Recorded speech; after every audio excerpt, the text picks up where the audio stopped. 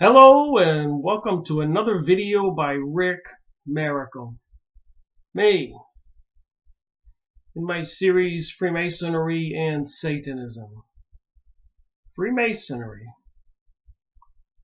the Illuminati, Rosicrucians, the Communist, the Zionist, the Kabbalist, the people into mysticism, magic, bringing to us gray aliens, Anunnaki they say, Planet X they say, pole shifting they say, all in the media, alternate websites, stuff in the regular news, terrorism, global organizations taking over everything. Meanwhile, the state of Israel is growing and the surrounding countries are dying, being bombed, towns, cities, sewer plants, water plants, infrastructure, bridges, destroying crops, fruit trees, taking over the oil, all seemingly pre-planned, with 911 being the current kickoff for this big conspiracy to destroy the world as we know it game. So I thought maybe it's time to take another look at conspiracies. And I'm not talking about theories, I'm talking about fact. Fact. You can go buy this book, and many like it. Fact. There are many videos on YouTube by highly qualified people telling us that 911 was an inside job. The banking system, 2008. Intentional. And all those big corporations who are gobbling up everything from the little man and the middleman, middle income people, not the poor, not the rich, but the middle class is disappearing intentionally. Your big marts, they're all a target. So they're destroying the thinking people. Meanwhile, of course, there's lots of propaganda out there, lots of spying on us, lots of efforts to disarm us, lots of propaganda from the major news media promoting homosexuality, gay marriage, pansexualism, sex with anything, transgenderism, whatever that is. And I remember back in 2008, 2007, when the support for gay marriage was like 30-35%. And the late night talk shows, when I was driving from Florida to New York or Maine or North Carolina, they were saying, it's over. There's not enough support for gay marriage. But I kept telling my friends, watch, it's going to be approved and it'll be much worse. And everybody laughed at me. Said, no, it's not that serious. And now we know what it is.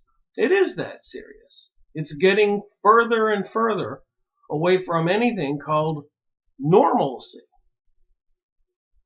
So recently I went to go get a haircut, and I said to the guy when I sat down in a beauty salon, I don't usually go to barber shops, but there was a guy and I sat down.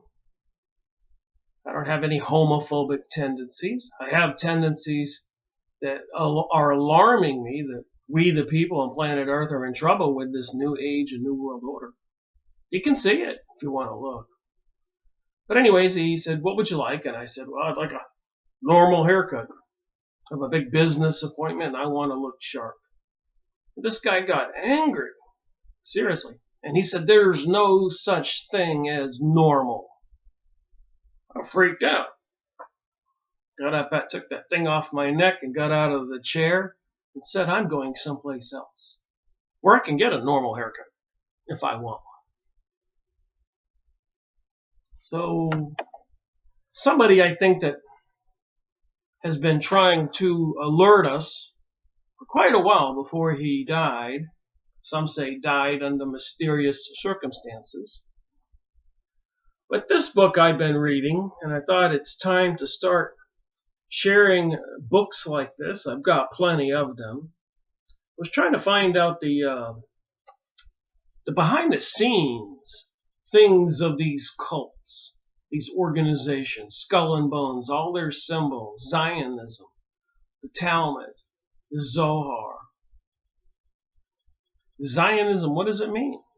Apparently, controlling the planet from Jerusalem and Tel Aviv, where certain peoples with certain DNAs will become the aristocrats of the world, along with all their stooges, the people who betray the rest of us, like it's even said on the talk shows and lectures and videos you watch on YouTube. Some people are saying it's pretty close to 100% of all the people, a House of Representatives, the congressmen, and of course the presidents, belong to these Illuminati, Council of Foreign Relations, Freemasonic, Rosicrucian, Zionist, Jewish organizations. Completely. Is the game over? So, too much evidence in this book. And I've been watching Michael Ruppert's videos. I'm watching one right now. 2 3/4 of an hour. So I'm into it right now about an hour.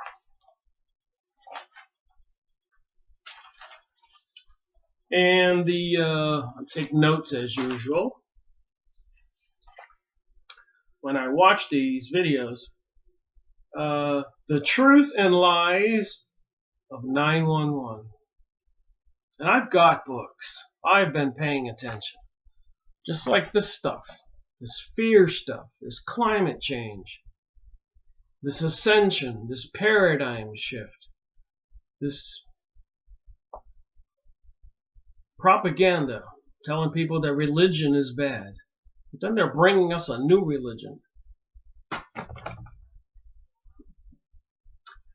So I've been reading Crossing the Rubicon, The Decline of the American Empire, and the End of the Age of Oil.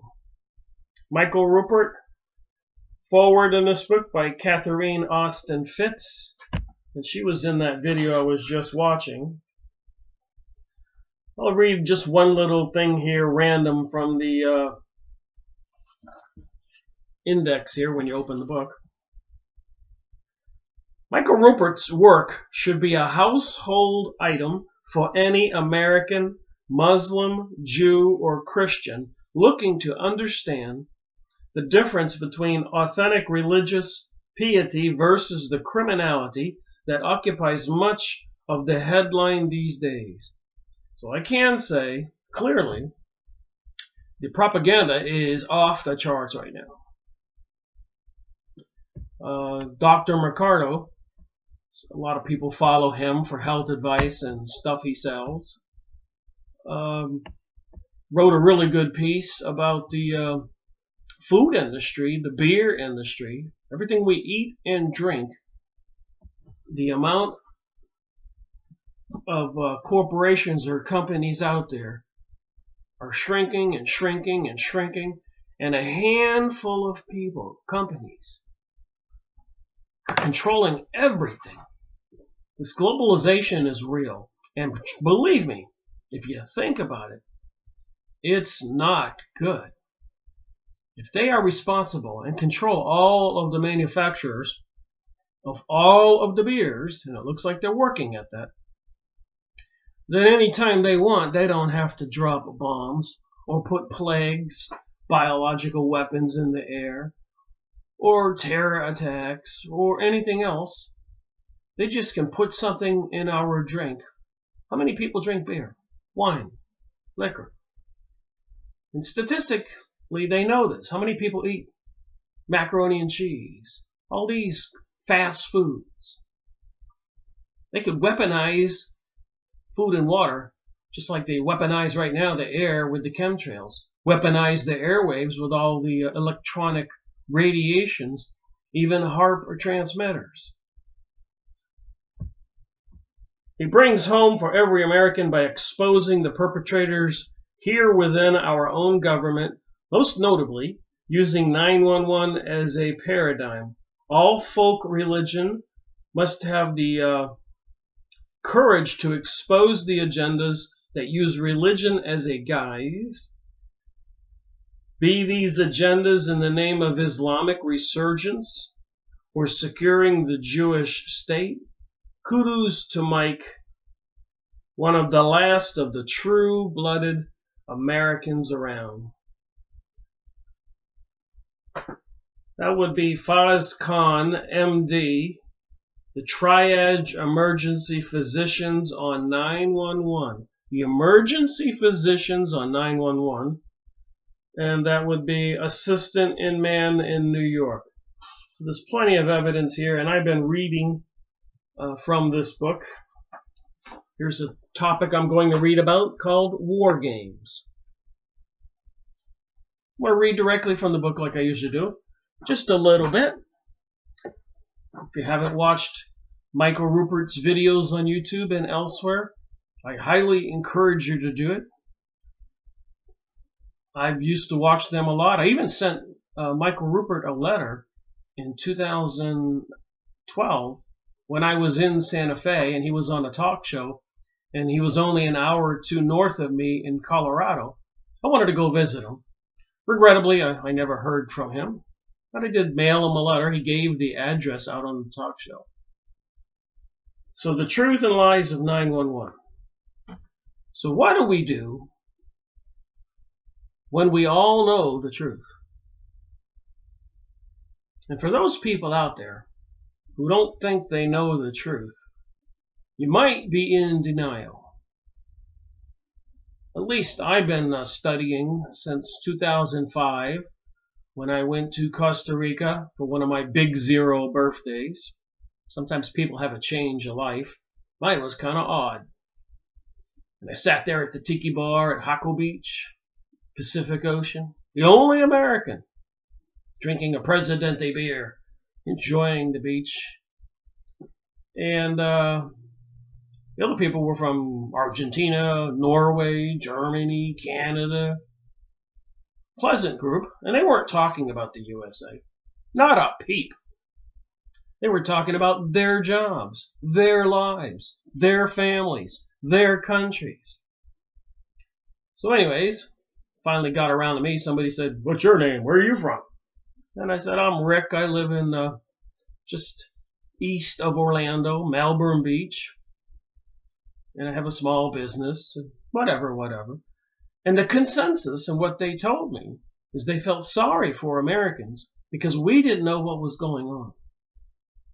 And of course you can imagine my thoughts. I was part of the programmed masses, the zombies out there, who wasn't aware or cared about anything going on in the world. Most of us.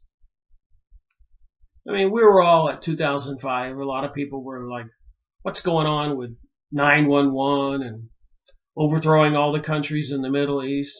How many of us knew it was all planned? General Wesley Clark. You can go on YouTube and watch his videos and him exclaim that he was walking down the hallway in the Pentagon, pulled aside by one of his associates, and told him everything was planned and they were going to take down 7 different countries and for 911. And General Wesley Clark said, "Why?" And the aide said, "I don't know." So they planned 911 according to even Crossing the Rubicon and many other books. They planned World War I, World War II. If you've been watching my videos and many other people's videos, they plan a lot of these terror events. They're messing with our minds. They're taking over the food and drink corporations like they're taking over the oil, like they've taken over the medical. Series number 15, Murder by Injection, Eustace Mullins. No doubt about it. I made a video, maybe more than one. If I've only made one, I'll be making more. Plan on going back to all my books and continuing coverage on stuff, because when I started making videos in September 2013, closing in on 4 years, I was just learning. I'd never done it before. Never put my face in front of a camera. So I only made like a short video, or 45 minutes, an hour, whatever.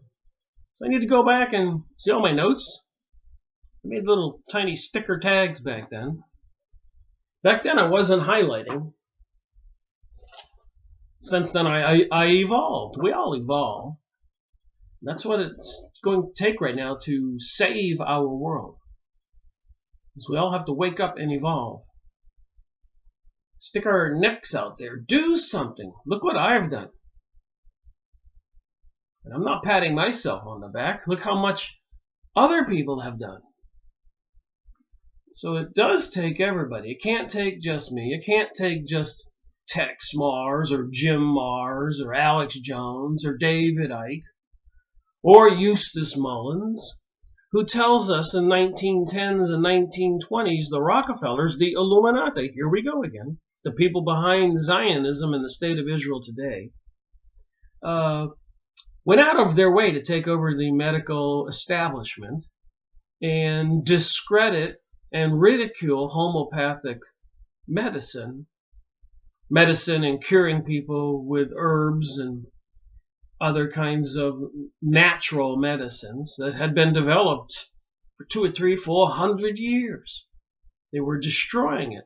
Ironically, after they destroyed that whole industry and brought us allopathic medicine, the kind we have today with surgery and pills and all that, after they got rid of the established homeopathic medicines and cures, and later on I find out that they actually went out of their way to dig up the recipes for these ancient cures. They patented them, and now they own them. Just like they went out of their way to go up to Alaska 2 times to try to find some dead bodies from the Spanish flu.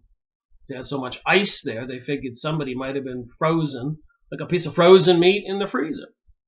And apparently they did find one lady, a fat lady, that's what they nicknamed this particular body, and they extracted the Spanish flu. Please answer a question for me. Why the heck would they want to recover something that was so devastating years ago? And then, of course, we know they put mercury in vaccines and lots of other accusations. It seems like we are clearly under attack. Anyways, this book you can go find, published many years ago. Eustace Mullins was a well-known, educated journalist in Washington, D.C. He was an insider, so he knew what he was talking about.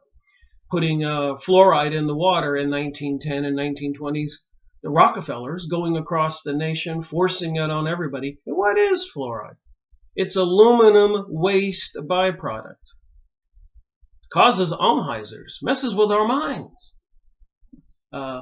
Aluminum, strontium, rhonium, it calcifies the pineal gland and makes us lethargic, tired, and not connected to the higher power, our higher selves, the God world.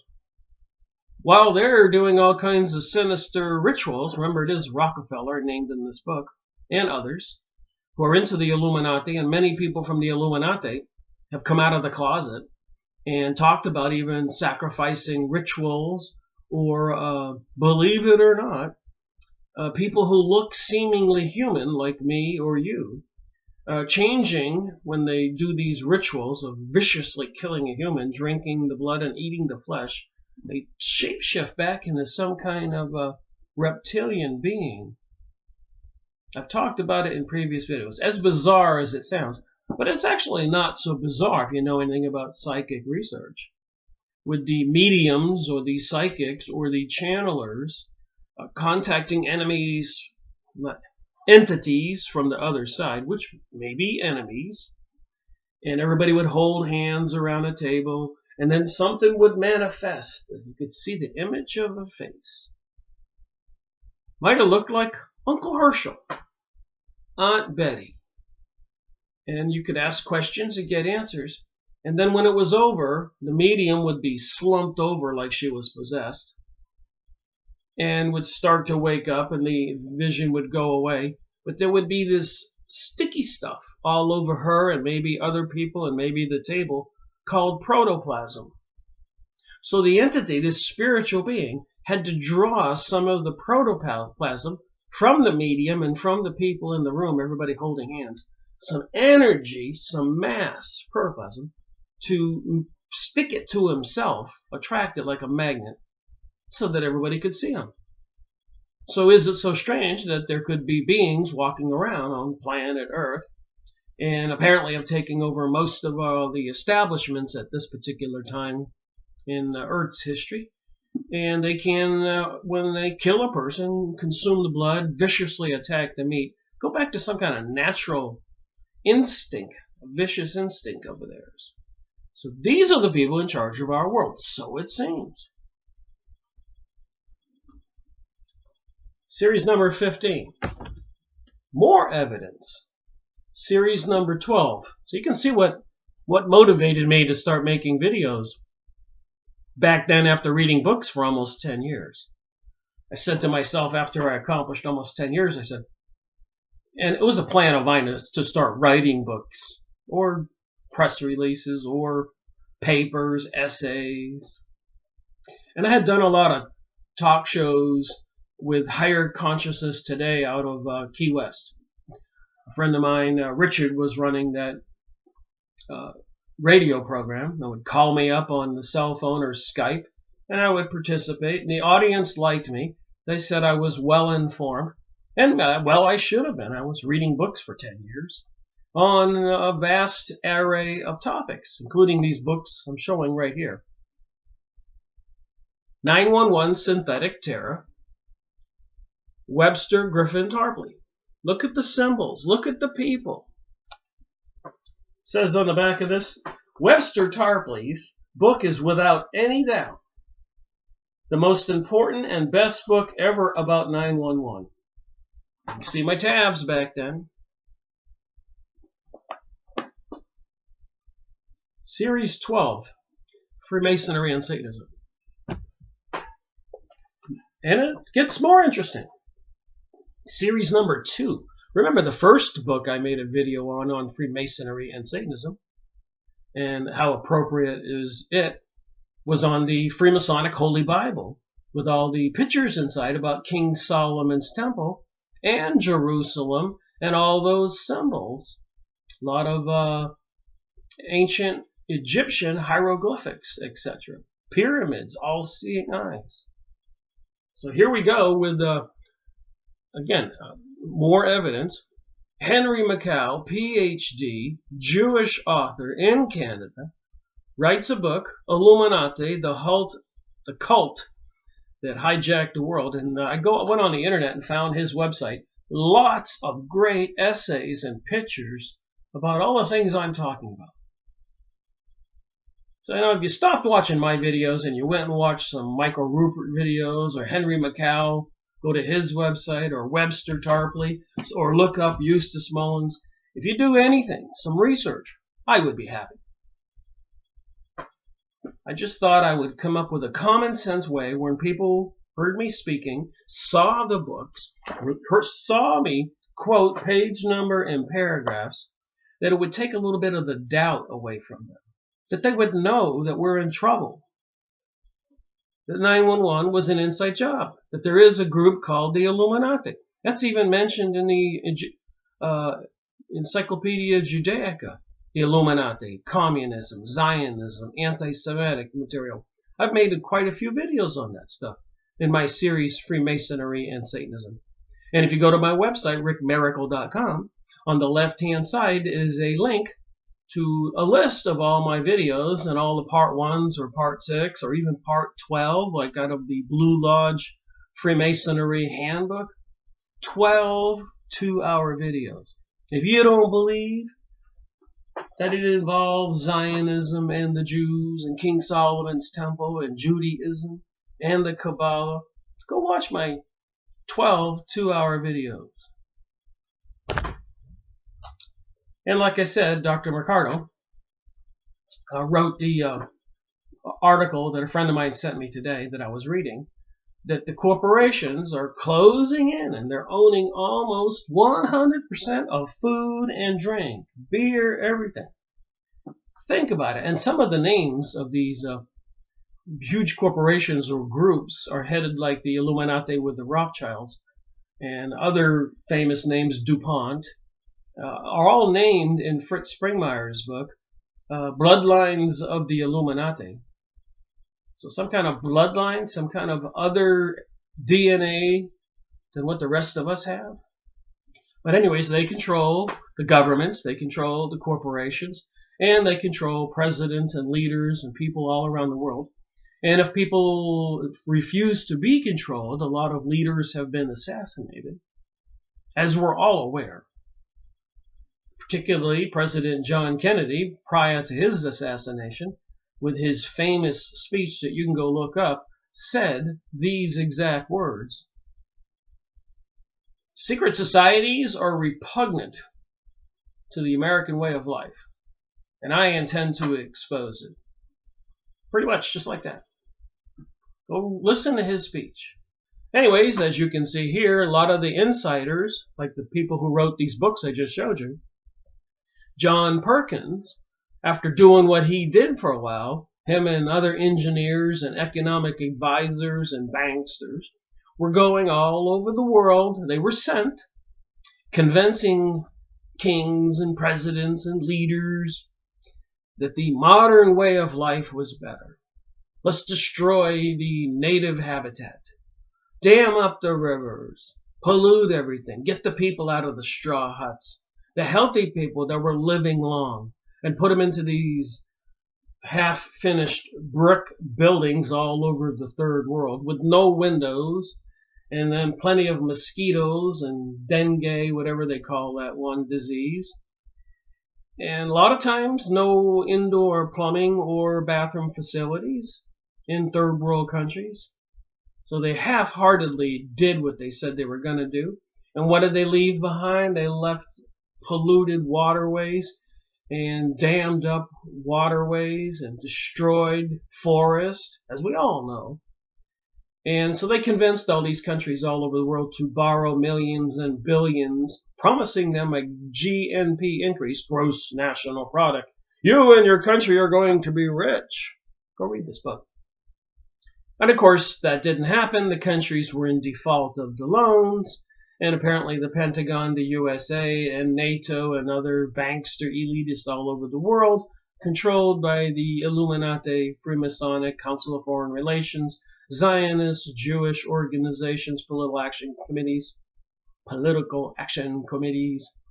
the largest group representing Israel and those affairs, taking over our world, controlling guys like this. He tells all, convincing countries to borrow money they cannot pay back, then they foreclose. If the president refuses, he gets assassinated. He gets replaced. And if the citizens, the natives, don't want their habitat destroyed, they get machine gunned. Or in Africa, they might get a nice little plague. Ebola, AIDS. You think not? You think not? Go look up this book, Clouds to Secrecy. Leonard Cole, The Army's Germ Warfare Test Over Popular Areas in America. Believe it or not, even go offshore like of California or Oregon with a big ship and big fans, or they knew the wind was blowing that way. And they would inject biological weaponries into the air. Even in the news last year, I believe, they were driving around in vans in Washington State with the microwave transmitters, microwaving the people, again, microwave weaponized, and checking out and seeing what it was doing. And they've been doing a lot of this testing of these biological, electronic, and different kinds of weaponry that they're working on. And this guy here is I'm a fan of David Icke's when he first started his lectures, at least when I was paying attention to this material, he was very sinister about Jesus and all the religious garbage that he called it. But since then, he's changed his tune, and he talks frequently about Satanism. He's connected the dots to this otherworldly DNA and these beings from a higher dimensions, I guess, attacking humanity. And apparently these creatures, these entities, these Luciferian Satanists, beings from the other side, fallen angels, if you want to call them that, watchers, masters, archons, Nephilim, apparently a lot of them hate humanity, hate God's creation. And what are we? Think about that for a minute. There's nothing mysterious here. We're biological beings. We are a vehicle for a spirit. And maybe it's a reincarnated spirit. Maybe it's, as some of the stuff I've been reading with the Max Freedom Long's material that I've been going over on the secret science behind magic. Maybe we are vehicles controlled by a reincarnated spirit and a lower spirit, more like an animal spirit that's evolving. This is just some philosophies out there. And I'm paying attention. I haven't figured it all out. Maybe I never will. So could we have a lower animal spirit, which they call the gut or the lower spirit, the entity or the essence that stores all of our memories? And then we have the conscious spirit, which is a more evolved spirit, and they work together to control this physical body. And apparently there's a silver cord on the top of our head. If you're psychic, you can see it. And it connects us to a third spirit, the divine, the third spirit world. And Edgar Cayce could go in a trance and go to the Akashic records and get the records on any human being, so his books say. And all these other channelers, everywhere from J.Z. Knight, channeling Ramped Up, Esther Hicks channeling Abraham, Jane Roberts channeling Seth, Lee Carroll channeling Cryon, and many others that I've been going over and will continue to go over. Nancy Leader of ZetaTalk.com channeling the Vedas, Barbara Marciniak channeling the Palladians, Nancy Glasson channeling Archangel Gabriel, Archangel Uriel, all kinds of creatures, including Barbara Manasek when she opens up her lectures, when she goes in a trance to give us information from the Palladians. Says, I see the pixies are here, the angels are here, and she's welcoming all these other invisible entities to the meeting. So anyways, apparently that's how David Icke got started. He went down to Peru, I think, and took some ayahuasca, a drug, and he had one of those psychic experiences, like a lot of people who do. Like that book review I made, Carlos Castienda, in a separate reality, went down to Mexico and took peyote and other drugs with a Mexican shaman, a Mexican witch doctor, if you want to describe it more clearly. And he saw this other world and these other beings, and was seriously protected and trained, because he was told simple mistakes when you enter that other world can get you killed quickly. A vicious way of attack on the person and the soul. So what's that got to do with all this child pedophilia, abduction, sacrifice by the Bohemian Grove in California, where a lot of our political leaders go to, which has been videotaped and written about, talked about. Alex Jones and one of his video men went in there, and they throw a baby into a burning fire, calling it the cremation of care. And then the blood libel, historically the Jews were accused of this over the last couple thousand years, which caused them to be banished from numerous different countries and other areas. Of course, we know the witches are into that. A lot of stuff on the internet. A lot of people came out of the witches' covens, the witches' groups, and even talk about driving down the road in a van looking for somebody to abduct, to take back to their place where they do their satanic ritual and sacrifice that human being if they don't swear allegiance to the devil. All those satanic rituals we saw at the Super Bowl halftime shows, the Emmys, the Grammys, the tunnel opening over there in Switzerland, in the Andes, the CERN ceremony, the Collider. Remember those ceremonies you saw on the Indiana Jones movies? And even the TV program, Modern Family, 2.5 Men, Seinfeld, the leading male character sleeping with a different girl almost every show.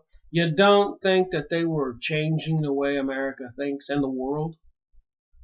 Anyways, David Icke, in all his books, I have most of them, does a super job. And again, you can see things like in this book, I just flipped it open. You have the references to the Egyptian hieroglyphics, where you have a man who looks like a bird's head. So you talk about shape-shifting. And lots of pictures in his book talking about assimilating or mind control of the humans. And so just having a nice opening here before I get into the Crossing the Rubicon with Michael Ruppert, who has many videos on YouTube. I highly recommend you watch him. I believe him. It's got a lot to tell. It's very important. And it's so widespread, this, whatever you want to call it, this reptilian, Anunnaki, Palladian, Luciferic, satanic, secret societies and cults, Zionists, Kabbalists, mysticism. It's all over the world. These are things like you might find in the buildings they build, monuments, or the Rothschilds' front yard. You can't make this up.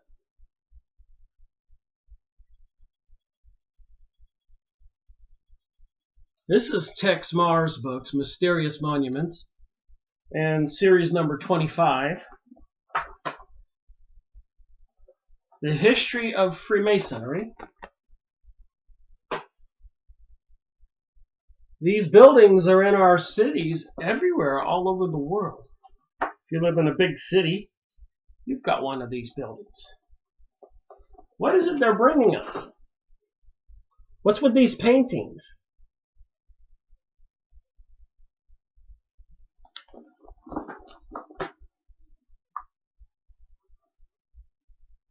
Insane abundance at the Hirsch Kitsch Castle. Insane abundance.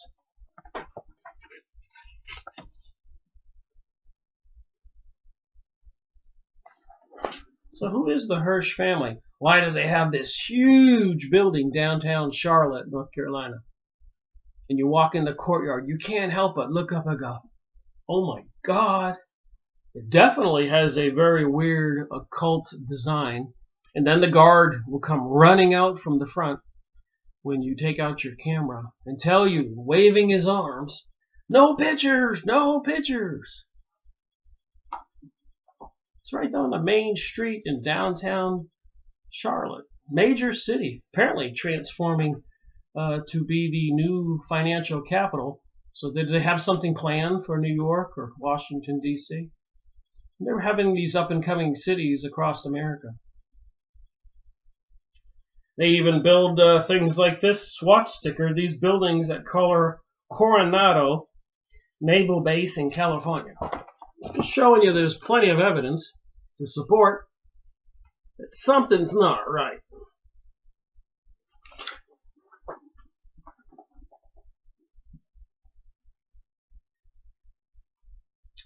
So here's a mural at the University Library, Mexico City. Somebody's doing some thinking here.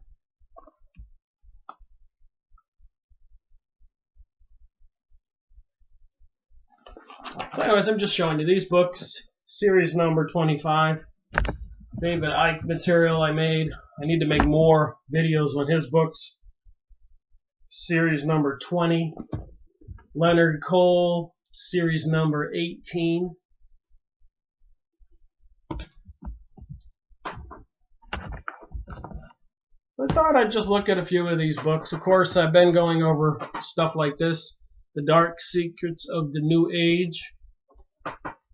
Confronting the New Age.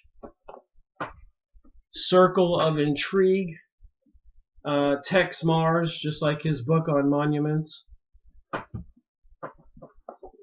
Tex Mars, Dark Secrets of the New Age. So I'm going to read from the Crossing of the Rubicon, which Michael Ruppert spent 27 years, I believe, as a detective, even a lead detective, assigned as head of cases in the narcotics divisions and other stuff. It'll be in this book. So he's proven himself. He was a lecturer, speaker, book writer, and apparently there were lots of repercussions to that caused him a lot of suffering and eventually his death.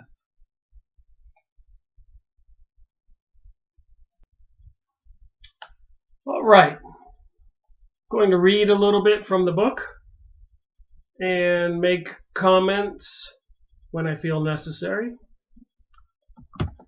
The War Games. The military has been practicing shoot-downs of remotely piloted aircraft since the 1950s. I consider it likely that on September 11th, all 4 aircraft were remotely piloted or taken over by a system that can be activated without the flight crew's ability to intervene. I believe that the apparatus to remotely pilot the 2 planes that first struck in New York were housed and operated from within the New York City Office of Emergency Management or very close by, where we know that a Secret Service agent was already in place and communicating with Dick Cheney. The Secret Service agent's presence is easily explained by the so-called preparations for the Tripod 2 exercise.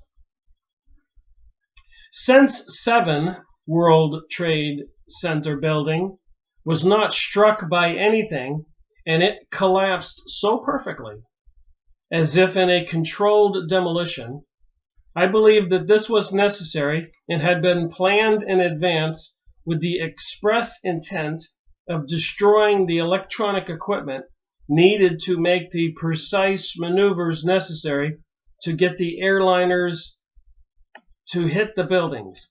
Which is interesting. On the news, there was always that mysterious case of the reporter speaking to the camera during 911 saying, and Building 7 has just collapsed.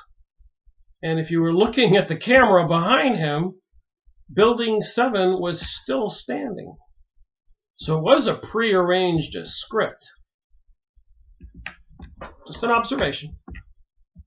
In law enforcement parlance, that was a task assigned that required eyeballs. So there couldn't be a mistake here. They had to have that electronic equipment right there. Leaving that equipment behind was too risky. Attempting to get the equipment out unseen in the middle of that kind of emergency would have been stupid. Someone might have questioned why equipment was being loaded onto trucks as people were running for their lives. Also, if we remember, apparently some truck was caught trying to escape with a truckload of gold. Look this stuff up on YouTube and other websites, or buy some books like the ones I have. 911 Synthetic Terror I just showed you. Got many books on this stuff. Goes into the nitty-gritty details. So does Ruppert's book.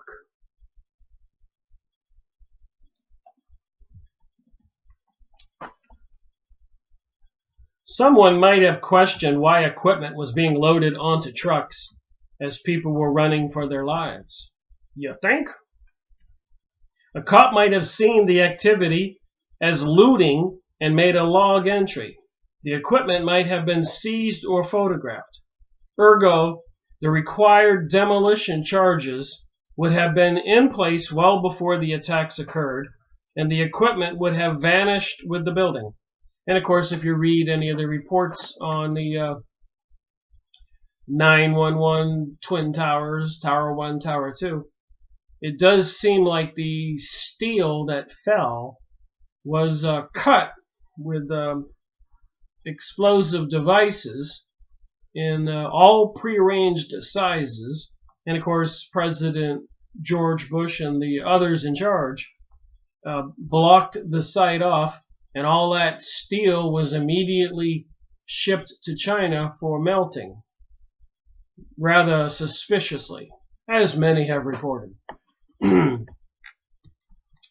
In that context, I cannot help but mark how convenient it was that John O'Neill was occupied the night before the attacks, having drinks until 2:30 in the morning, well past the time when, given his now famous sense that something big was coming soon, he might conceivably have dropped by for an unannounced inspection. There's lots of clues that something was going on ahead of time. Remote control technology for command aircraft is fairly common. However, one particular company stands out in this area and is noteworthy for one of its executives, Dove, D-O-V, Jacques Heim, Z-A-K-H-E-I-M, independent journalist Cheryl Seal, S-E-A-L, writing in New Zealand's Scoop Media, is obviously aware of the interrelationships between the economics, covert operations, and geopolitics. What I have read of her analysis is cognate, clear, and in my opinion, pretty much right on the money. She wrote, this is page 583, conclusion: the plane was remotely controlled by a command transmitter system, at least in the final minutes. There was an explosive device on board which was detonated immediately before impact. Probably remotely controlled as well. The timing, trajectory, etc. may have been generated by a software program of some sort that could work this out to the millisecond. The plane's own transponder would have had to been turned off so that its operation would not interfere with the second transponder placed aboard by the perpetrators. A transporter designed to pick up the signal of the command system transmitter operated somewhere in the area. Or, of course, the plane's own transponder was not actually off. It was just changed to a new setting. In any case, turning the transponder off would not have helped the hijackers to hide from the battery of sophisticated radars encircling Washington, D.C. So this motivation, hiding from radars, does not make any sense. Here is a description of an advanced, fully mobile CTS built by Systems Planning Corporation, the CEO of which is Bush's Undersecretary of Defense and longtime Texas pal, Dov Zycam. So apparently this Dov Zycam is into some suspicious activities related to 911, the companies that might be involved, and so much more. But I'll keep reading. I could not find any records confirming that Zycam had been the CEO of System Planning Corporation. However, a bio posted on the website of the Office of the Undersecretary for Defense, the Comptroller, and Chief Financial Officer says of Zycam that he came to the Pentagon in May of 2001. So just a few months before September 2001.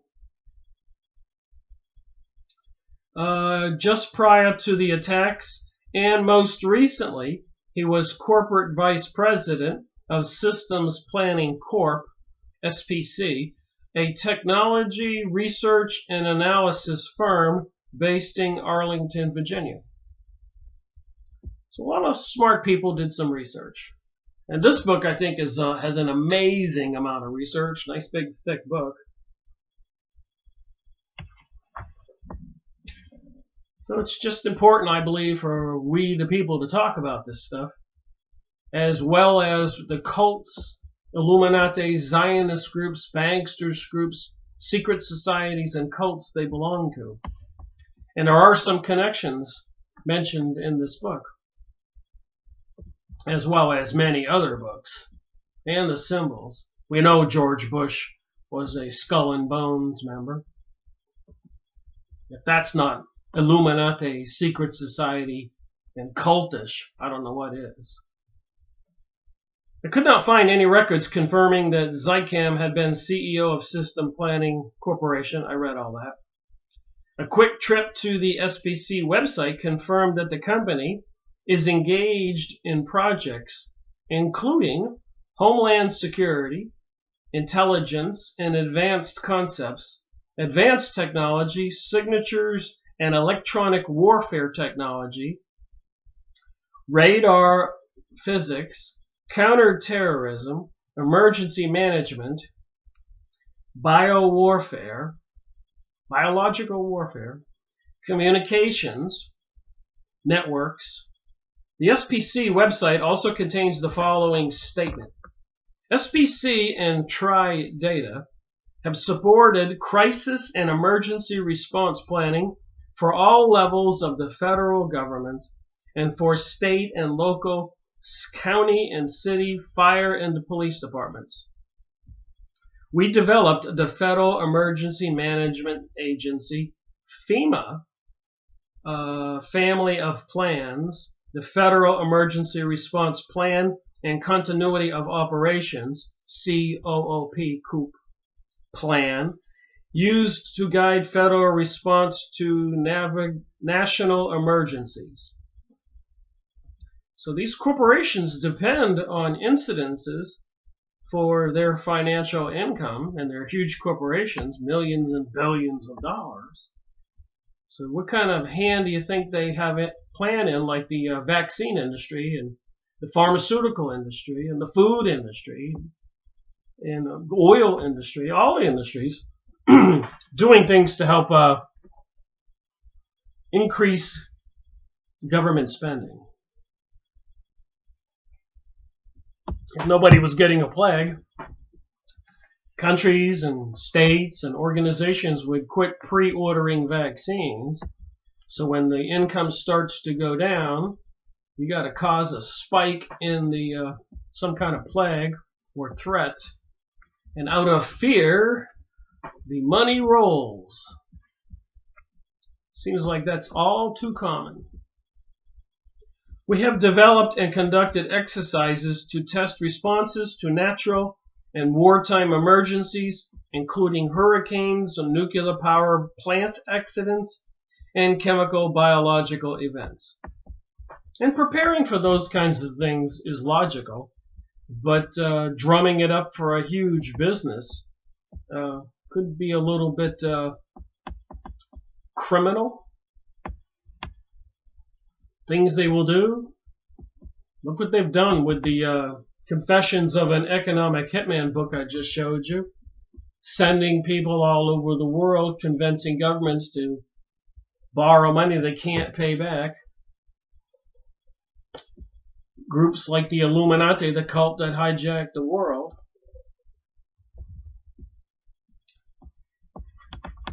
All right, moving on here. SPC also plays a key role in planning and executing war game exercises.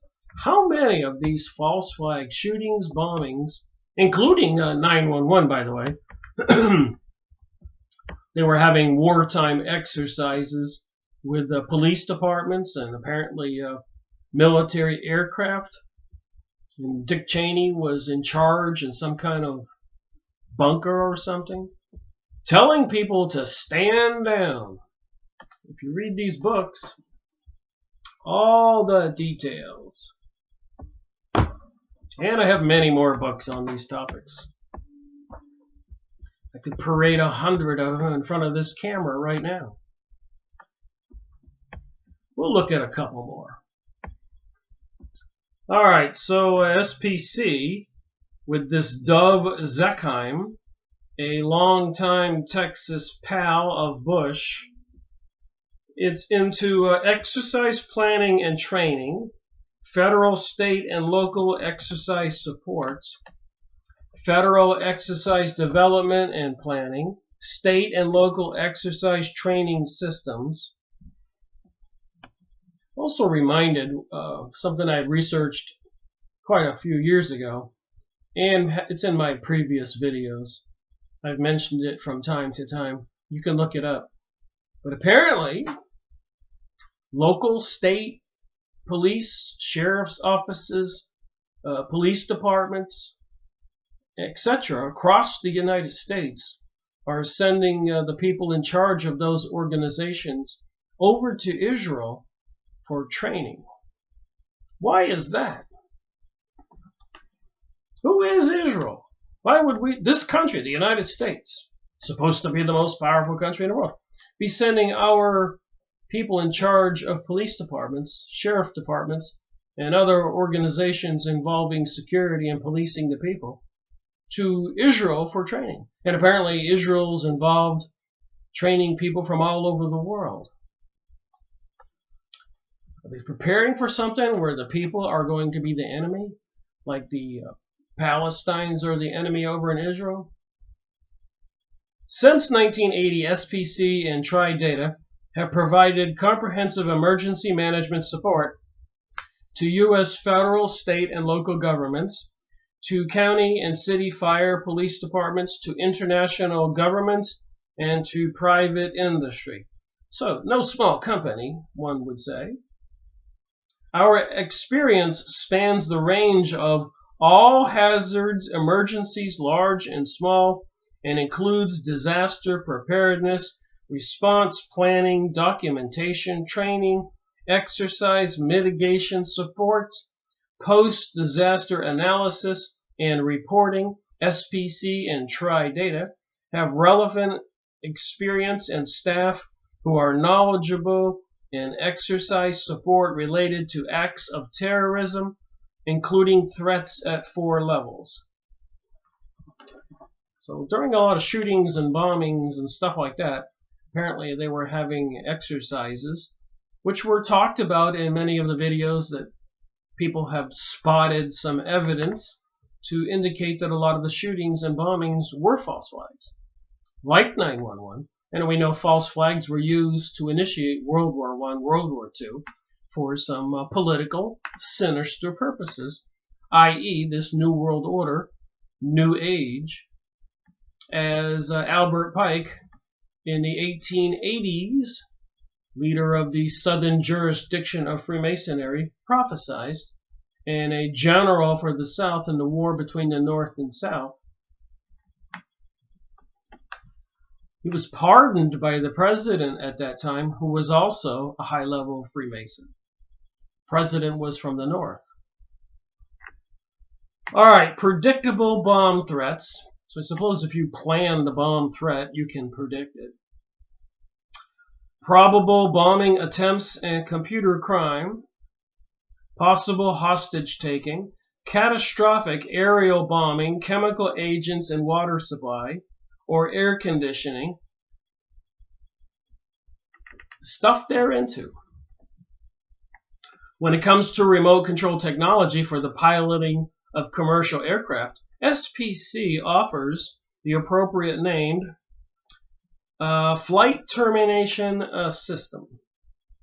System Planning Corporation is proud to offer the Flight Termination System, the FTS, a fully redundant turnkey range safety and test system for remote control and flight termination of airborne test vehicles. The FTS, the Flight Termination System, consists of an SPC command transmitter system, a CTS, and custom control interface and monitoring subsystems. The system is fully programmable and is flexible enough to meet the challenging and changing requirements of today's modern test ranges. The FTS is generally deployed in one of two configurations: multi-site system, a network of multiple CTS command transmitter system units spread over a large geographical area; multiple control system, multiple operator consoles sharing control of a single CTS system; a multi-site system, because many installations require several remote CTS units that can be controlled from either the remote site or a centralized site. The FTS has been developed to control a fully redundant automated network of transmitters. So I guess you'd have several locations where the controls would affect the controlled plane. The system can be configured to operate as a single local site or with up to 8 remote sites over an extended range. Each CTS unit may be controlled locally, manually, or as part of a larger FTS system. The fully redundant central control unit also supports either manual or automated modes of operation. So were the planes computer controlled? One of the FTS major strengths is its flexibility, according to their website. A fully programmable command library provides a variety of mission-specific command tones in addition to the required command destruct sequence. Multi-control system. FTS also allows multiple missions to be run simultaneously with a single CTS unit. In this mode, multiple operator stations share control of the transmitter unit. The FTS control software ensures that the multitasking of the CTS unit is performed seamlessly and is completely transparent to the operators. So apparently they had the technology. Let's try to connect the people now. Dov Zykem resigned as the Department of Defense Chief Financial Officer in May of 2004. So he was president of the company that made these units and systems, and later on it looks like he was appointed Department of Defense Chief Financial Officer. A current bio on him from the SPC website reveals even more interesting information. Dov Zykem is Corporate Vice President of Systems Planning Corporation, SPC, a highly technological research, analysis, and manufacturing firm based in Arlington, Virginia. He is also Chief Executive Officer of SPC International Corporation, a subsidiary of SPC that specializes in political, military, economic consulting, and international sales and analysis. So it seems like he's into selling warfare. That's what they're in business for. And helping the government, I guess, prepare or take a position to be in opposition to we the people. Seems we're the target. Especially those people who wake up and are alert. In addition, Dr. Zcam serves as consultant to the Secretary of Defense and Under Secretary of Defense for Policy, Doug Fate. He is Adjutant Senior Fellow for Asian Studies of the Council on Foreign Relations. Well, there's one of those secret societies that most of our politicians, or many of our politicians, come from, including presidents. So he's up there with the elites, in charge of a company that has this flight control technology and advises the government on all kinds of catastrophes and disaster situations. And they make billions of dollars. Adjutant Scholar for the Heritage Foundation. There's another one. When you see Hillary Clinton speak and other people, look behind these people and see the wallpaper. And it says on there, Council of Foreign Relations, Heritage Foundation, that sponsor these events. Secret societies that produce our politicians and control our world. Apparently also of the Illuminati Zionist groups, with an agenda for depopulation and the New Age and New World Order, where certain peoples are the aristocrats who control the planet, with the rest of us either dead or slaves, according to the books and material I've been going over. And a senior advisor for the Center of International and Strategic Studies. I love the names of these organizations they use. From 1985 until March 1987, Dr. Zcam was Deputy Under Secretary of Defense for Planning and Resources. So he was working for the government before this SPC company.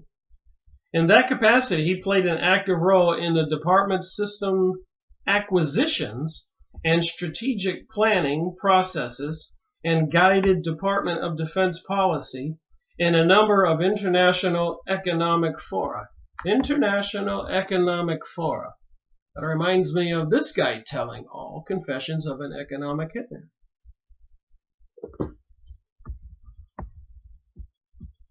He also successfully negotiated numerous arms corporation agreements with various U.S. allies. So here he is into arms sales, weapon sales. Who knows what they sell? Biological weapons to Saddam Hussein. They did that. Weapons to lots of people all over the world.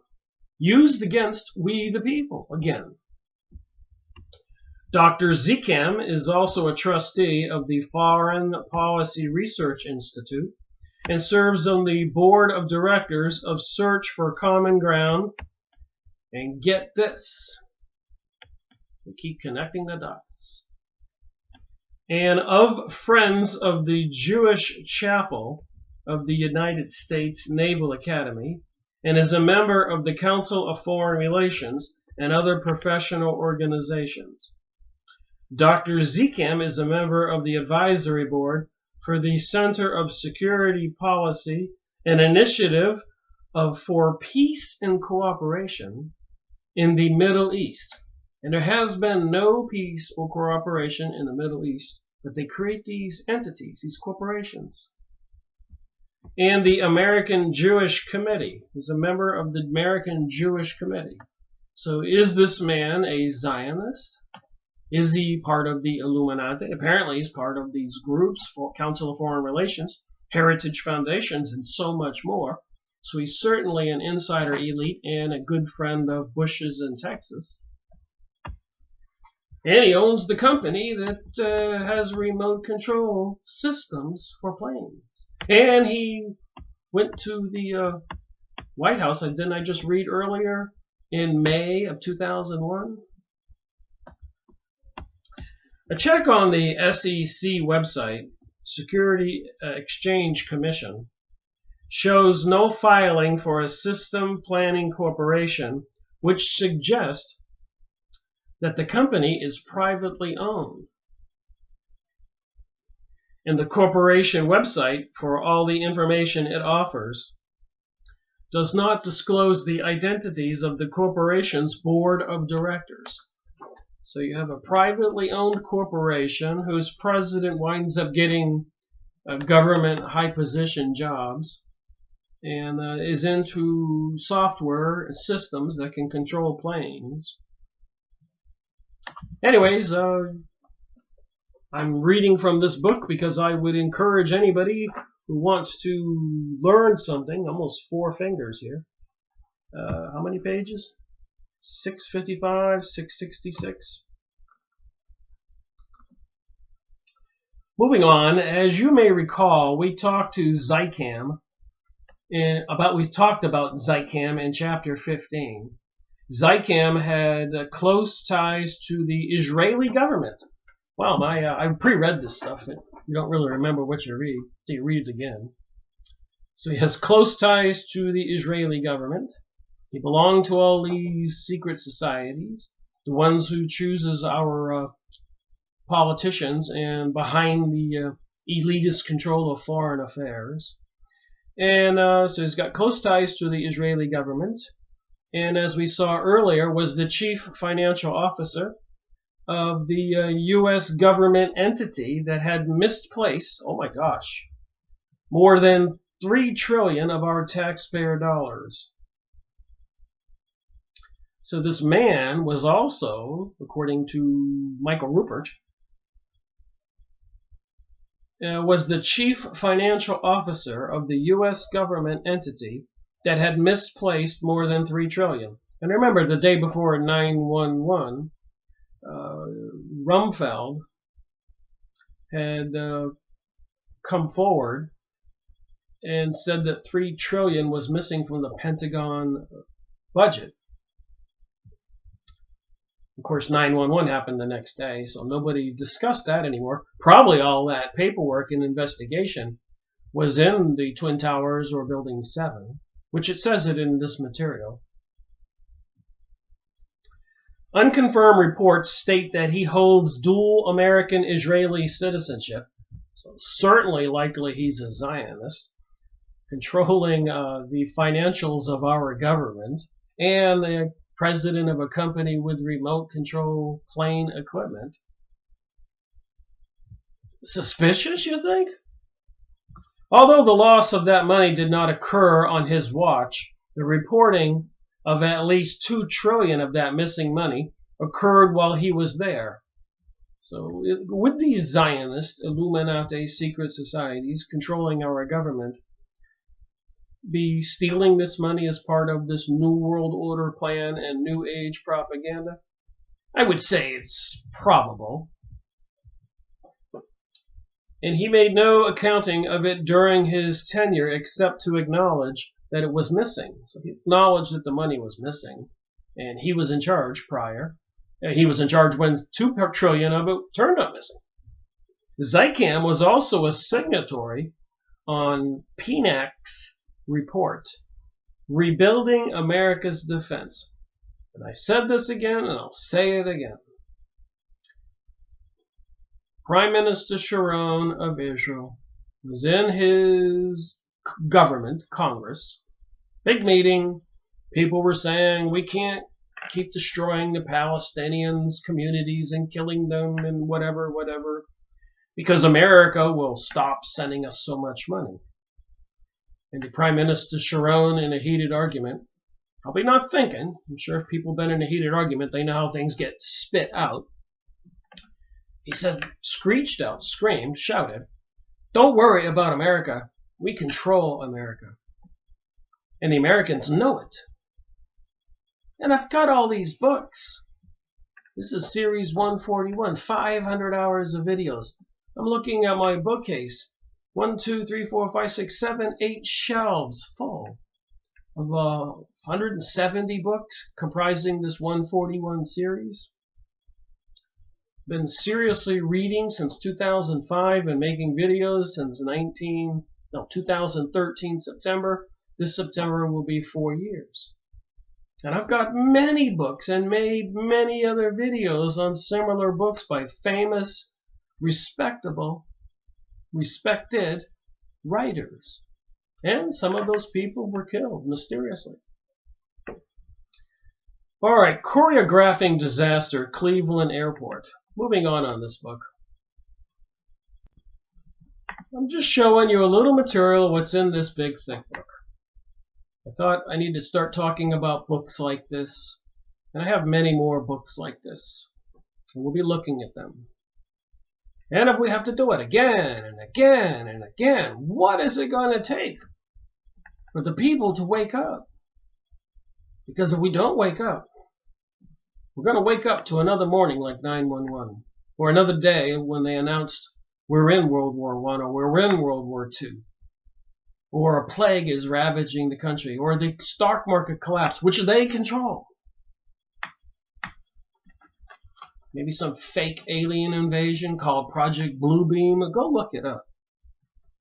There is something sinister going on, and it involves some kind of sinister cultish religion.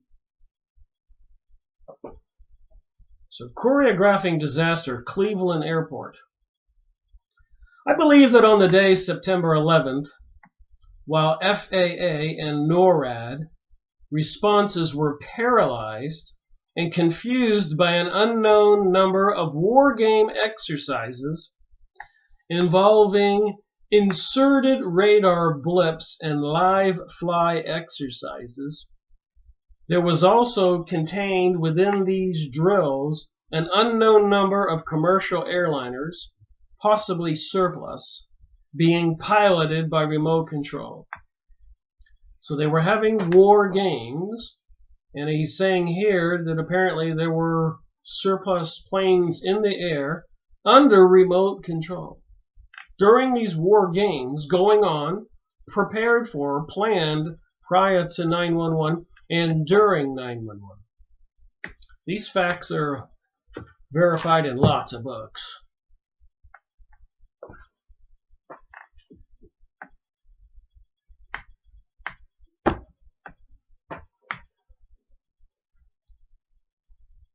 It would have been easy to manipulate the transponder codes. It was a shell game.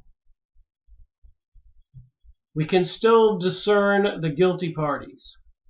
This raises the possibility that one or more of the actual commercial airliners was taken over electronically, diverted into a war game exercise, possibly over the ocean, and maybe even shot down by pilots who believed they were destroying empty drones. So warplanes sent over the ocean, full of people, shot down. The planes are still there, the bodies are still there, somewhere. And these drone planes, airliners, surplus, used in the planes ramming into the Twin Towers. Speculation? Let's read on here.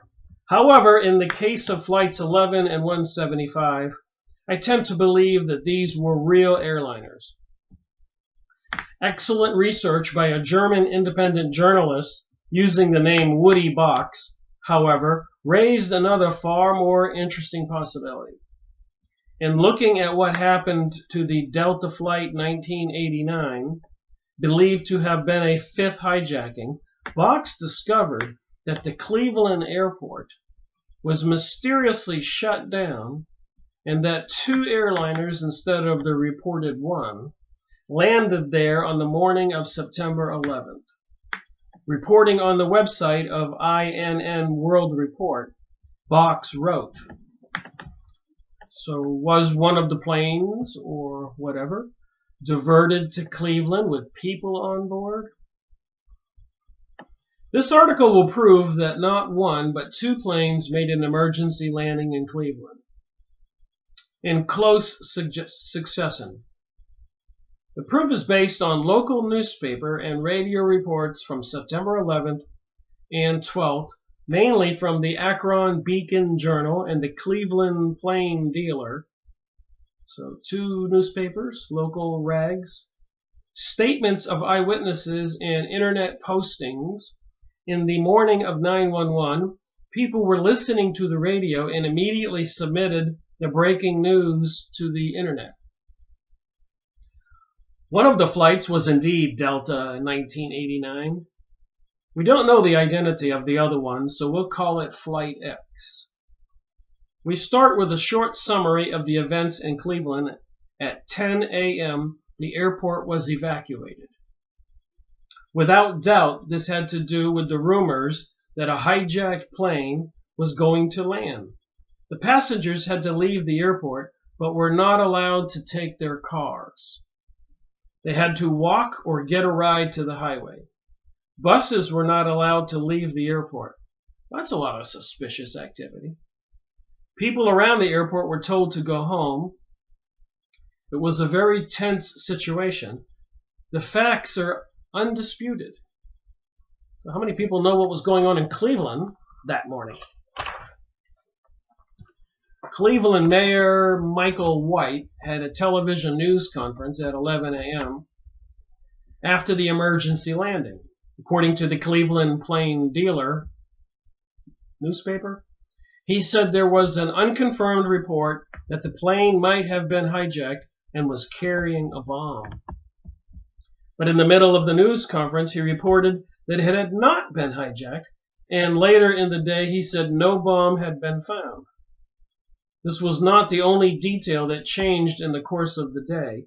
In the morning, White said that the air controllers could hear screaming on the plane, and that afternoon he didn't mention the screams anymore. Well, that's all a bit mysterious. We can now examine several parameters of the emergency landing.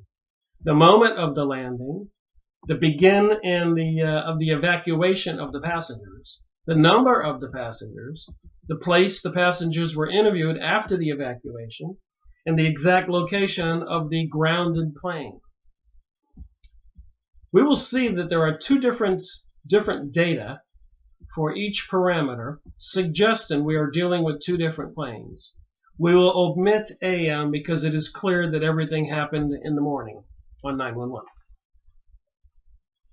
The moment of the landing, Associated Press and two Ohio newspapers report a landing at 10:45. However, Delta Airlines has registered 10:10 as the landing time, so that's a difference of 35 minutes. And Cleveland firefighters can confirm that the landing took place at 10:30.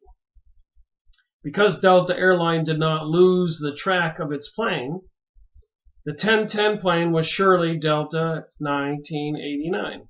So it was landing at 10:10 and had landed by 10:30. So the 10:45 plane, by definition, is Flight X, another plane. The begin of the evacuation of the passengers. The Akron Beacon Journal writes in an extra edition from 911 that the passengers were released from the plane at 11:15. This is confirmed by the internet posting describing the events in real time. So they were released from the plane at 11:15. However, the passengers of Delta 1989 relates that she had to stay more than 2 hours in the plane before the FBI started to search it and took the passengers away for questioning. So they held this other plane up on the airport field for 2 hours and took the passengers away for questioning.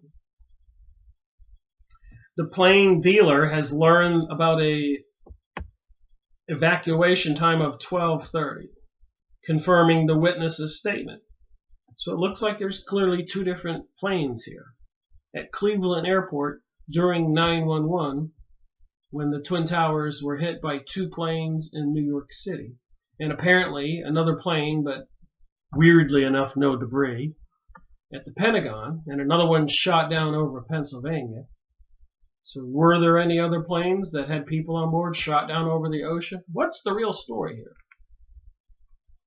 Thanks to the most valuable statement of the passenger, we can conclude that Delta 1989 landed at 10:10 and was evacuated at 12:30. Flight X landed at 10:45 and was evacuated at 11:15. The number of passengers. The first press report tells us that the plane carried 200 passengers. Mayor White mentioned this number in his 11 o'clock conference. He did not say how he got the number, but he's talking about 200 people.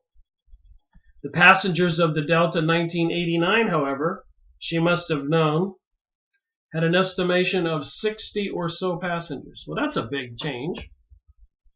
From 200 people to 60 for these two mysterious planes. This is confirmed by later reports. The story changed quickly.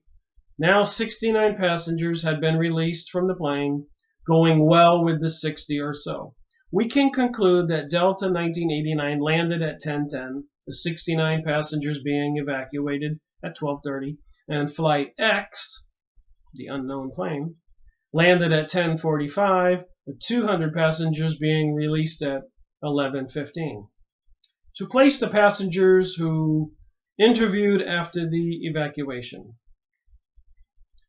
The Most report says that the passengers were brought into the nearby NASA facility.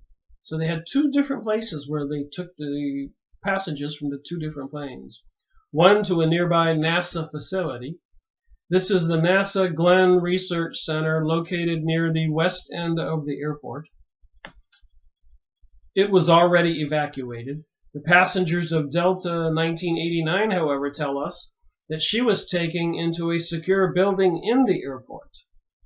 This is confirmed by a report that the Delta 1989 passengers were interviewed in the FAA headquarters. So another thing we want to point out here is that there's some meticulous data in this book. I mean, it's huge. And you can see by my tabs on this one, I read a lot.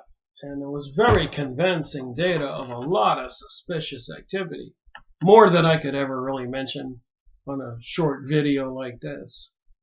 But I'll be making more videos on Ruppert's book as I read other material. So anyways, the question almost asks itself. Was Plane X Flight 77? Was it Flight 93? Were these the planes that supposedly crashed into the Twin Towers? There was even reports that Flight 93 was confirmed to have landed at Cleveland's airport, which I did not have time to chase down. I have no doubt that Flight 93, or an aircraft posing as Flight 93, was shot down, however.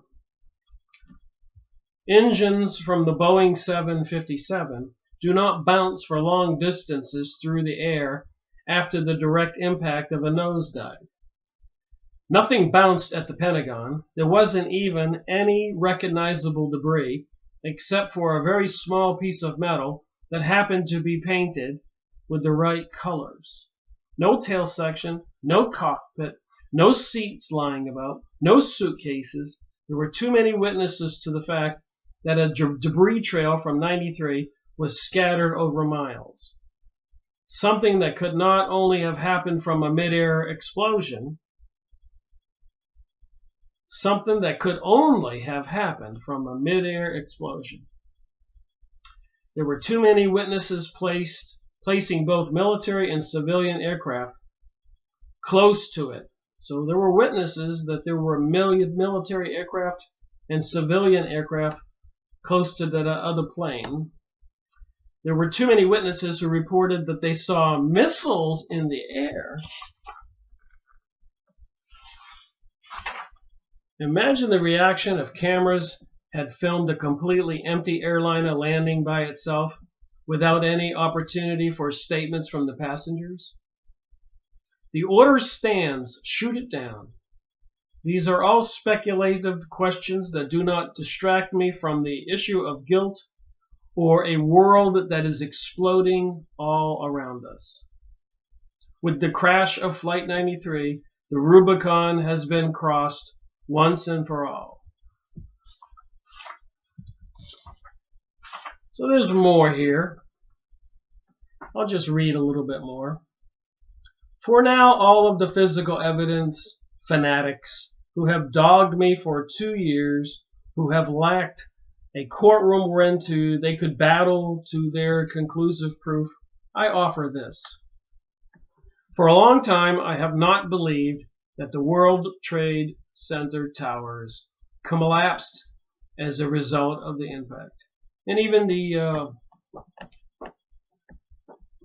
engineering and architects associations of America and the world have made videos on this. Many professional people in demolition, I've gone over this in previous videos. These buildings were taken down professionally. It wasn't because of a plane. And would I possibly, by any stretch of my imagination, believe that one building could have fallen down, been taken down by a plane impact? You could probably convince me. And then it would be a little bit harder when they just fall like demolition and you watch the video and it just evaporates. It's stretching it there. Now you tell me it's two buildings hit from the other side by another plane that also falls perfectly down. Statistically, it's like winning the lottery 3 times in a row. Not just once, not twice, but 3. Because we have Building 7, which was not hit by a plane. And the reporter on TV says, and Building 7 has just collapsed. I forget which reporter said that. And if you look at the TV picture behind him with the camera on that area, Building 7 is still up. But a little later on, it just evaporates. It falls, free fall. You don't have to be Sherlock Holmes or a rocket scientist to know that there was something much bigger going on here. And I believe this book can help explain a lot. So I'm going to stop reading from this particular chapter and look at some more material for this video. Thought I might just take a moment from reading from the book that I highly recommend people go buy. There are many more books. I've got this book, the 911 Commission Report. Apparently it doesn't even mention Building 7. It talks about all these people.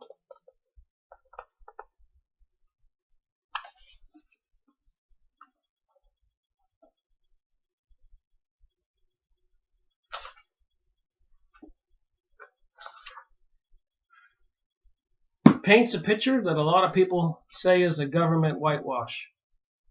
Lots of questions not answered. But then again, that wouldn't be anything new. This book here supposedly tells a lot of physics details and situations that 2 planes could not have done it.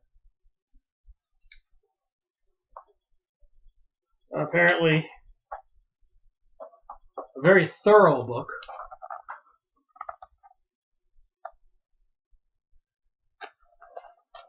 So if somebody really I haven't read it all yet. And they got samples of the material, fuzzballs and narrow plumes. It's a very, very scientific book.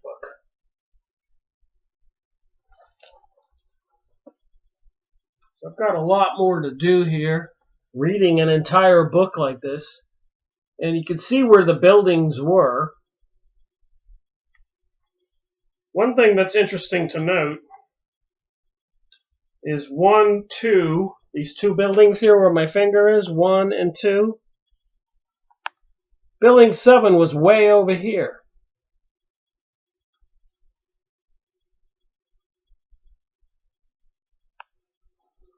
And they were pulverized. The concrete, everything just vaporized.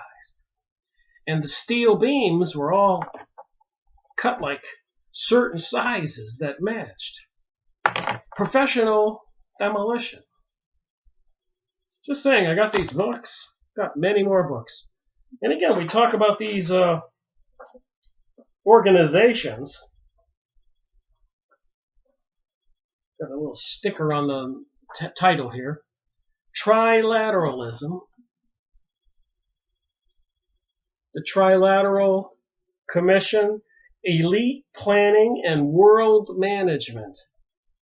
Wow. What do Jimmy Carter, John Anderson, George Bush, Berninsky, Henry Kissinger, Cyrus Vance, Walter Mondale, Andrew Young have in common with David Rockefeller, who recently died? The Illuminati, secret organizations, secret cults. The answer is the Trilateral Commission.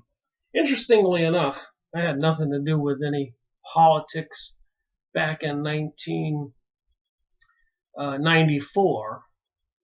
I had just started a business in Ocala, Florida in 1993.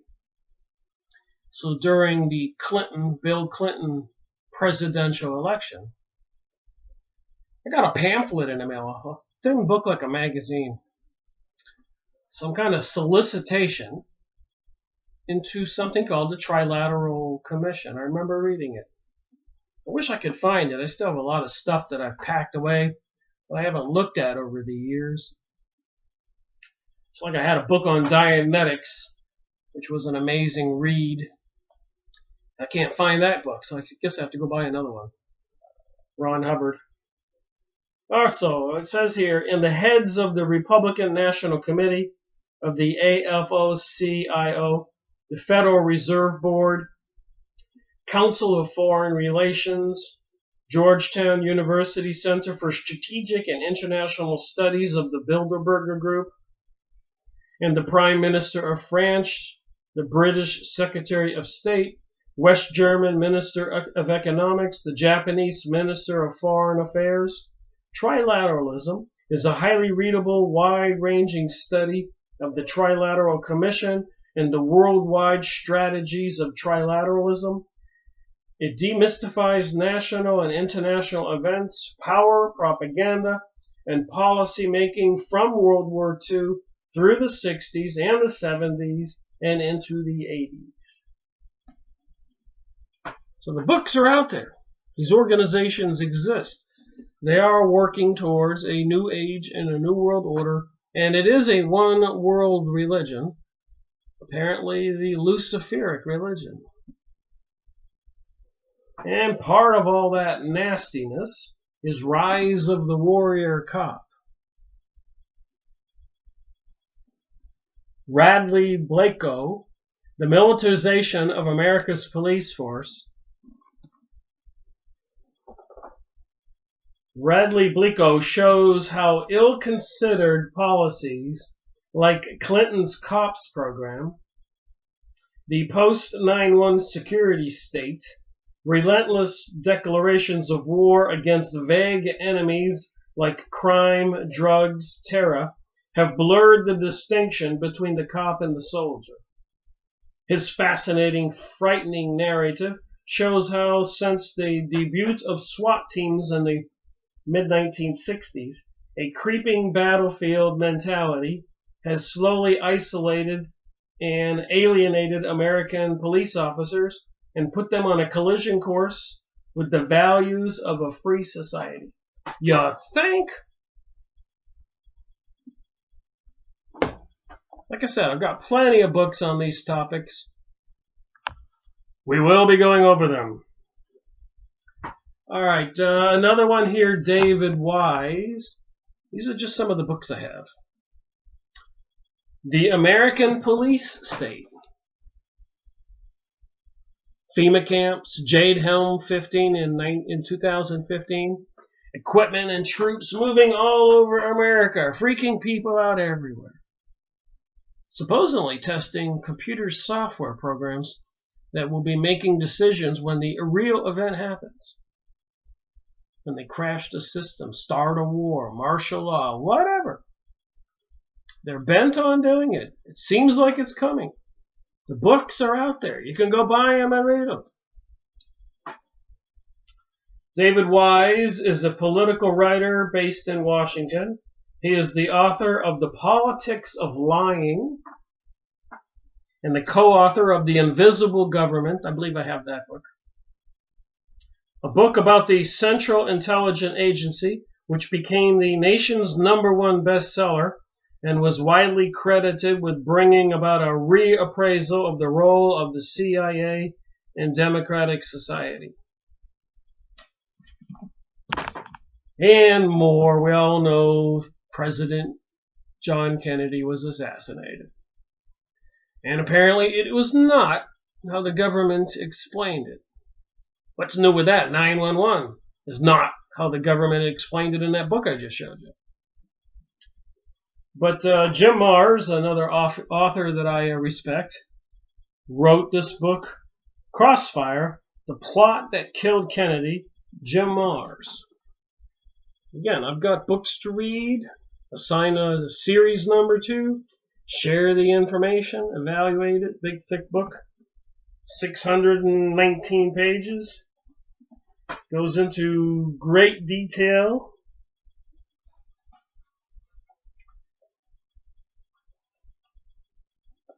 Of the shooting in Delaney Plaza. Delaney Plaza. Wouldn't that be a Masonic plaza? I think it was, with all these symbols. Delaney Plaza, Dallas, Texas.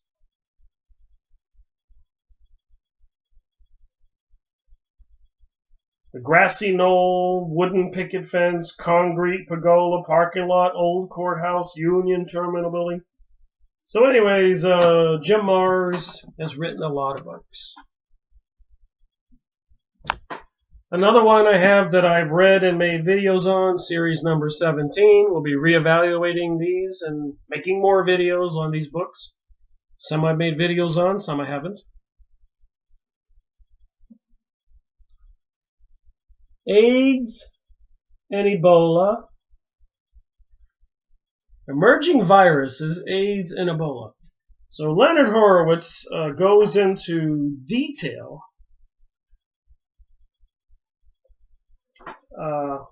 history of the Central African aggression, 400 untreated syphilis cases, that they were just letting people who were diagnosed with syphilis, I believe it was black people,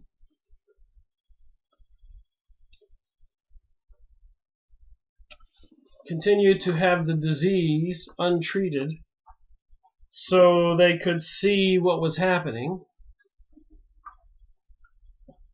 And all kinds of documentation here and reports, grant descriptions and summary reports of AIDS-like virus and vaccine studies conducted by Biometrics, Merck, Hazleton, University of California, Public Health Research Institute of the City of New York during NIC's Special Virus Cancer Program. So they had lots of labs, and they were, there's all these documents in this book. Apparently, evidence and proof. You can go watch the videos on YouTube. But documents and everything suggesting that a lot of these viruses and diseases like AIDS were created in a laboratory. Big thick book. And I've made videos on this. And you can go look up and watch Leonard Horowitz's videos and other people. And it seems pretty clear that's what they're doing. Making bioweapons. Seems like it is these governments training and planning for something against we the people, the American police state. And they're not above taking down towers and stealing lots of gold and collecting billions of dollars in insurance, which, strangely enough, the story goes, if you don't know, and don't believe anything I say, go look it up, take some notes like I do.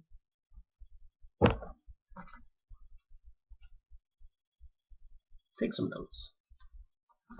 But anyways, apparently the story was, in the 1997 bombing in the lobby of one of the Twin Towers, to get the new insurance policy, Remember, these events, false flags or inside planned events, bombing the lobby, was meant for population consumption. They were trying to pass legislation and increase control mechanisms, take away our freedoms in the United States and the world. So they had to use these cataclysmic catastrophes to do that. So anyways, they couldn't get insurance, apparently, the way I understand the story, after the bombing in the lobby of one of the Twin Towers in 1997. Because upon inspection of the steel girders in the guts of the building, they discovered something that was kind of a disaster.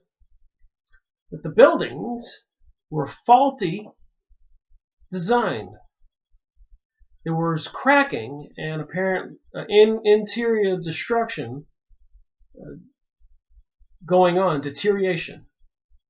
And the report was that these buildings were going to come down on their own eventually. So they couldn't get a new insurance policy for insuring the buildings. Normal insurance like you have on your house or your car. And apparently the story goes, and look into this, and if people can find more information, my archives are on disk, and a lot of it's old. I have to go back to disk and search 2007 and 8 and 9 and 10 and 11 and 12 when I was doing heavy research into this stuff. They blocked off one of the floors, and they hired a bunch of architects and engineers, and were trying to come up with a plausible fix to secure the buildings so they wouldn't decay and fall apart on their own. Apparently there was no solution. So that was the end of that story. The architects, the engineers were sent on other jobs, paid off. I don't know if anything bad happened to the ones who probably couldn't be shut up or whatever. I don't know. But I do know that apparently when the building changed hands prior to 911, many years after 1997, that the insurance was for terrorism insurance, terror events, not building insurance for an accident or whatever, but terror insurance. And apparently AIG and other huge insurance companies were behind this insurance, and the rest of us will probably never know, but there's stuff you can go look up on this. You know, there were $2 billion per building because they couldn't be taken down with normal demolitions in the city.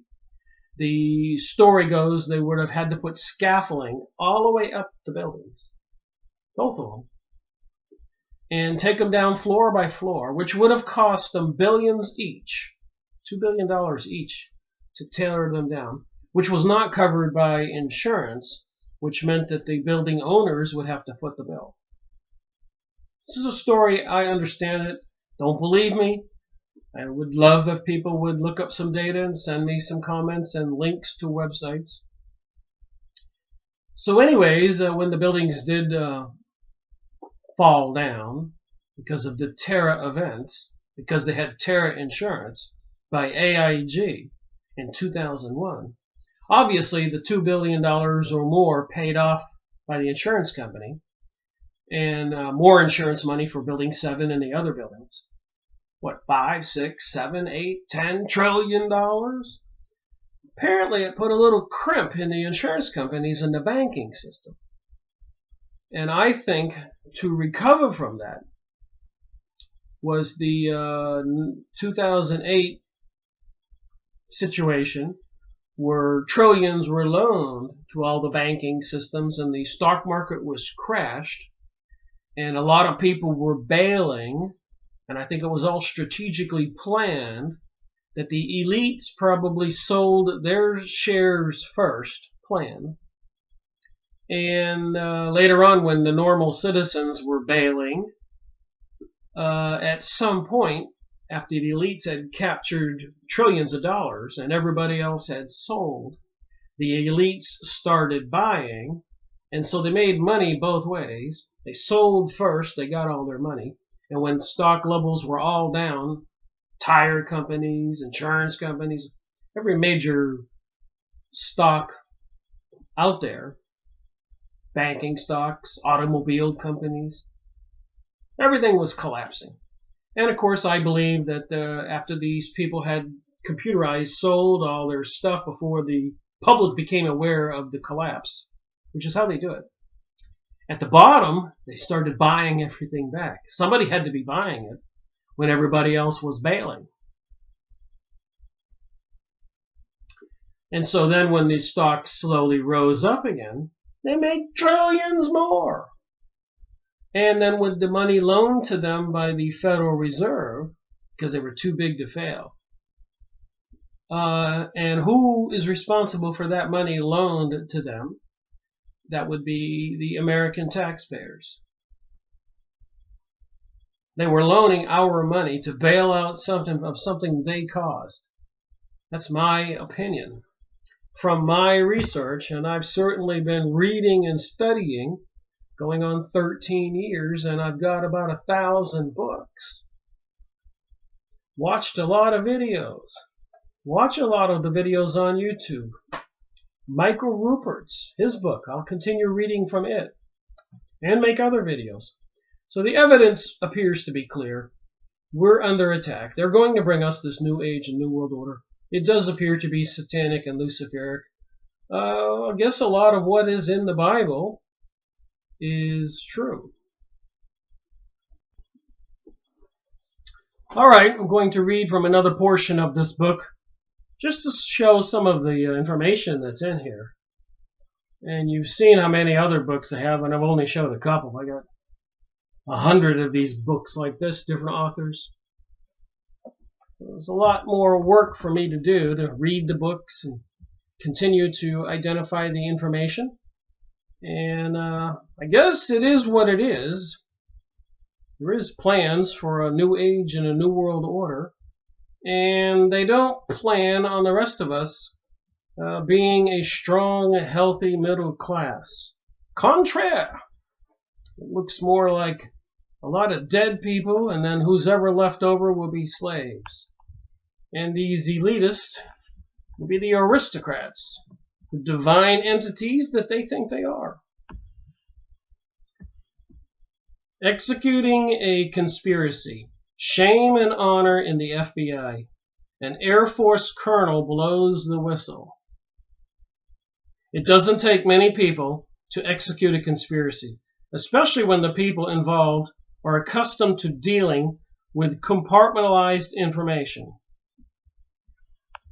Few organizations are more familiar and compartmentalized with compartmentalized information and with what happens to whistleblowers who compromise the intelligence operations than the FBI. Indeed, the Bureau is almost always the first place where people seek help when the inevitable retributions begin. It is the first place I went in 1978.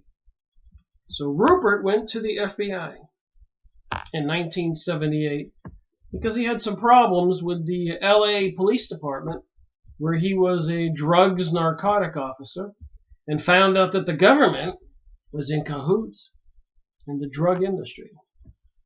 Who would have thunk of that? There's way too much evidence.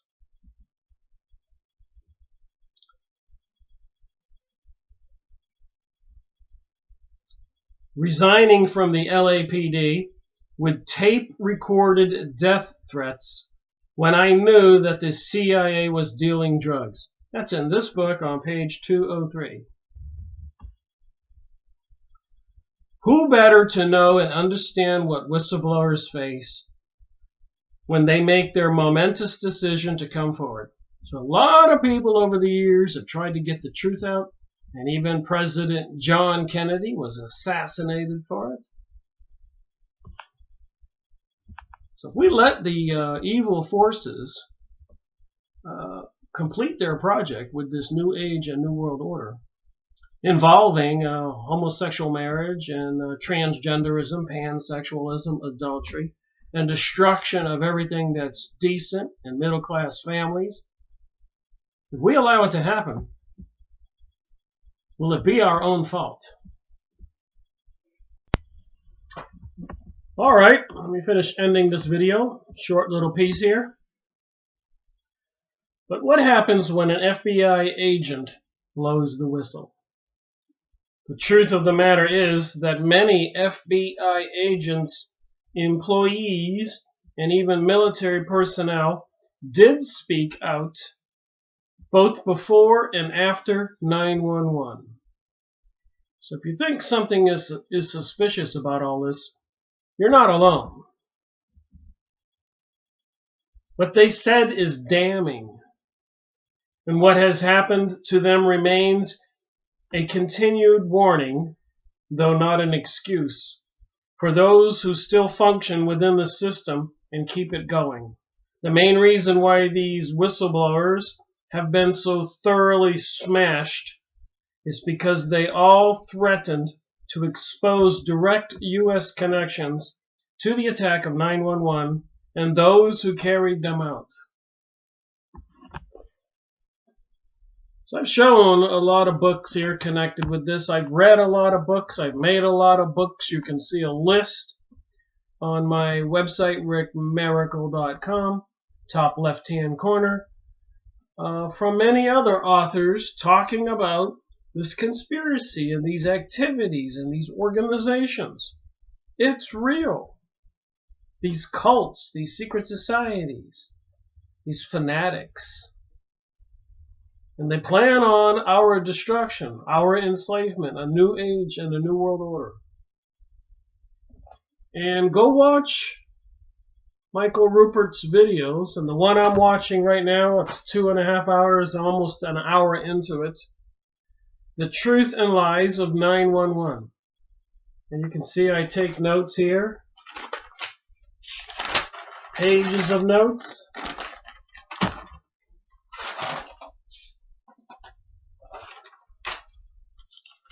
More pages of notes. More pages of notes. That's all in 1 hour. I'm serious. More pages of notes. So not only do I read the book,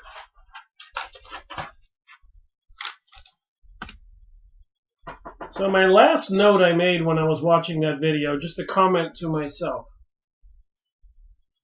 The people choose, it seems, to allow this plan for a new age and a new world order to go on. A lot of people know the truth.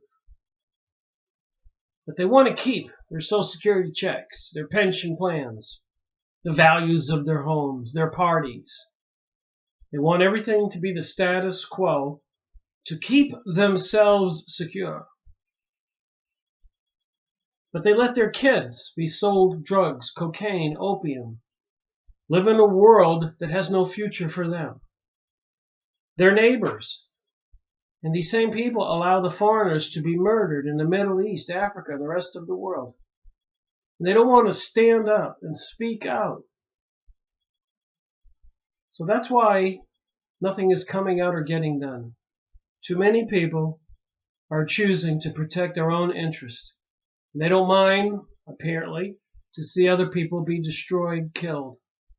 And they know even our own children, their neighbors' children, are going to pay the price. Their children's children. And if we're all spiritual beings in these biological bodies, what does it say for those people, their spiritual souls? What are they going to gain in this lifetime for soul growth? How does that reflect on their karma? Doing nothing is not the answer. Thank you for watching my video, Rick Miracle Reporting.